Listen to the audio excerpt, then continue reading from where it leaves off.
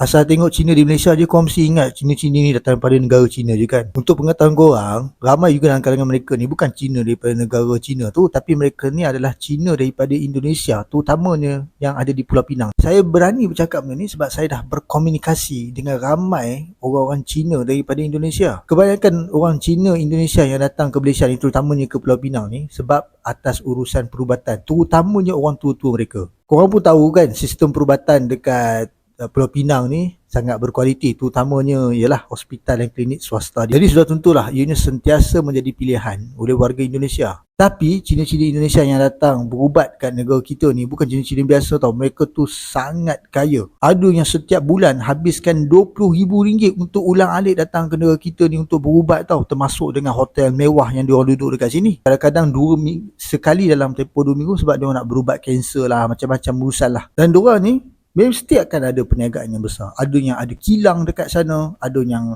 perniagaan yang begitu mewah di negara dia. Aku pun dah pernah jumpa dah beberapa pemandu Melayu Grab kita ni yang ada buat kerja sampingan dengan Cina-Cina Indonesia ni sebagai pemandu peribadi mereka.